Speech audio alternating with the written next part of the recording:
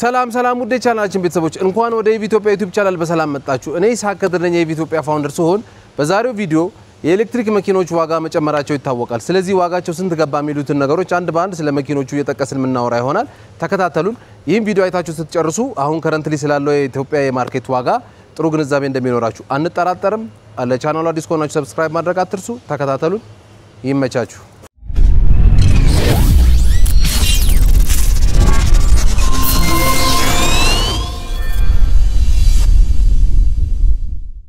በመጀመሪያ ስለ BYD ሲግሎች ስናወራ 2025 BYD ሲግል ማርኬት ላይ የተሸጠበትን ያለውን ዋጋ እናወራለን ማለት ነው ይህም ማለት BYD ሲግል በ305 በ405 ኪሎ ሜትር ሬንጅ የሚሄድ ማርኬት ላይ ይገኛሉ በ405 ኪሎ ሜትር ሬንጅ የሚሄደው 2025 ከአንደኛ ወር እስከ 3ኛ ወር ያሉት መኪኖች ማርኬት ላይ ከ2.850 እስከ 2.9 ሚሊዮን ብር እስከ 3 ሚሊዮን ብር ማርኬት ላይ ይገኛሉ ማለት ነው ስለዚህ ከ2 ሚሊዮን 850 ሺህ ብር 2 ሚሊዮን 900 ሺህ ብር እስከ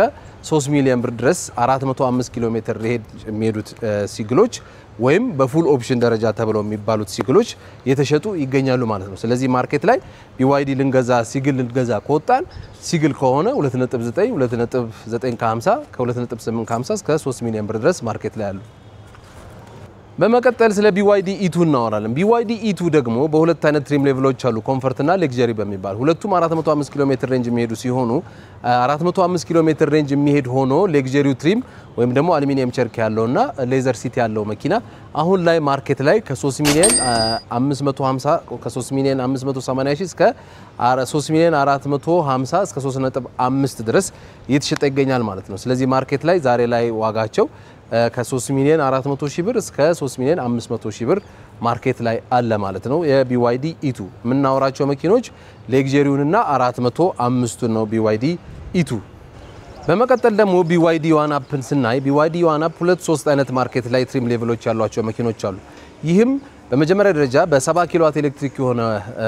ኤሌክትሪክ ሞተር ያላቸው መኪኖች ሲኖሩ በመቀጠል ደግሞ 130 ኪሎዋት ኤሌክትሪክ ሞተር ኖሮት ሰንሩፍ የሌለው አለ ማለት ነው እንዲሁም ደግሞ ፉል ኦፕሽን በሚባለው በ130 ኪሎዋት የሆነ ሞተር ሰንሩፍ ያለው ሁሉም ሶስቱም ስማርት የሆኑ መኪኖች ናቸው ማለት ነው ስለዚህ በስማርት የሆነው ፉል ኦፕሽን በሚባለው ደረጃ 4250 43 እየተባለ ሲሆን በ130 ኪሎዋት ኤሌክትሪክ የሆነ ሞተር ደግሞ ሰንሩፍ የሌለው 4150 እየተባለ ይገኛል ማለት ነው እንዲሁም ደግሞ በቤዚኩ ወይም ደግሞ በ7 ኪሎዋት የሆነው ኤሌክትሪክ ሞተር እና ደግሞ ከላይ ሰንሩፍ የሌለው መኪና ደግሞ እስከ 3.950 4 ሚሊዮን ብር ድረስ እየተባለ ይገኛል ማለት ነው በመቀጠል ደግሞ BYD ሶንግ ፕላስ ጋር ስንሄድ ሶንግ ፕላስም እንደዚሁ ሁለት አይነት መኪኖች አሉት ይሄም ደግሞ በ520 ኪሎ ሜትር ሬንጅ የሚሄድና በ605 ኪሎ ሜትር ሬንጅ የሚሄድ ሲሆን በ520 ኪሎ ሜትር ሬንጅ የሚሄደው 2025 ፉል ኦፕሽን ወይም ደግሞ ስማርት የሆነውን መኪና ማርኬት ላይ 5.6 5.7 የምናገኘው ሲሆን በ605 ኪሎ ሜትር ሬንጅ የሚሄደውን መኪና ደግሞ ማርኬት ላይ በ63 ከ50 ማርኬት ላይ እናገኘዋለን ማለት ነው እንዲሁም ደግሞ ሶንግ ፕላስ ሆኖ እንደዚሁ ሃይብሪድ የሆነው ወይም ደግሞ DMI ፕላጊን ሃይብሪዱ ማርኬት ላይ ወደ 8.5 8.6 እየተሸጠ ይገኛል ማለት ነው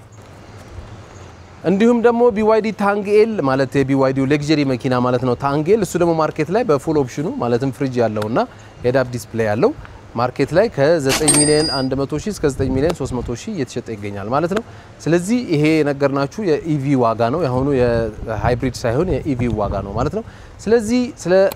ኤሌክትሪክ መኪና መረጃዎች ጥሩ እንደሰጠናችሁ አንጠራጠርም አንድ ቲፕ ደግሞ እንጨምርላችሁ ኤሌክትሪክ መኪና ሲታጠብ እንዴት መታጠብ እንዳለበት ኮፈን ተከፍቶ እናሳያችሁ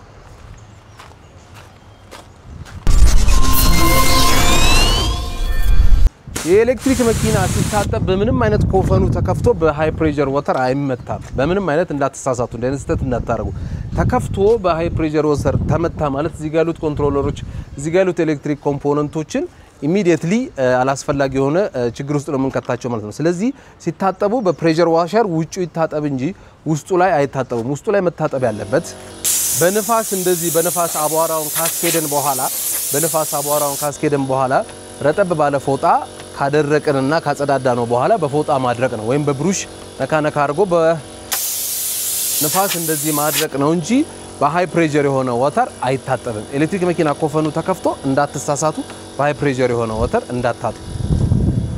ስለዚህ ይሄ ቪዲዮ ያዝነው መረጃ ያዝነው ያቀረብንበት ቀን በጥቅምት 29 ቀን ነው ማለት ነው ስለዚህ እስከ ጥቅምት 29 ድረስ ያለው ነው ያው ከረጅም ጊዜ በኋላ ብታዩትም ቪዲዮን ግን የዛሬው ዳታ ወይም የዛሬው መረጃ ያዘው እስከ ጥቅምት 29 ድረስ ያለው ነው ማለት ነው ስለዚህ እኛም የረሳናቸውን መኪኖች ወይም ያልጠቀስናቸውን መኪኖች እናንተም ኮሜንት ላይ አስቀምጡልን ዋጋቸውንም ኮሜንት ላይ አስቀምጡልን ያልጠቀስናቸውን መኪኖች ከናንተ እንጠብቃለን ኮሜንት ላይ ሐሳብ አስተያየቶቻችሁን አስቀምጡልን ስለ ኤሌክትሪክ መኪና ከረንት ያለውን ዋጋ በጥሩ አድርገን እናቀርብላችሁ አንጠራጠርም ስለ ኤሌክትሪክ መኪና ማወቅ የምትፈልጉትን የትኛውንም አይነት ነገሮች ከስር በመናስቀምጠው ስልክ ይደውሉልን እንዲሁም ደግሞ ሰርቪስ ስትፈልጉ ከፍታ ማስጨመር ስትፈልጉ ተያይዞ የሆኑ ከኤሌክትሪክ መኪኖች ጋር ዲያግኖስ ማድረግ ስትፈልጉ ማስፈተሽ ስትፈልጉ ከስር በመናስቀምጠው ስልክ መደወል አትርሱ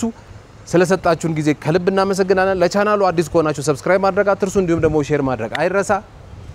ይመቻችሁ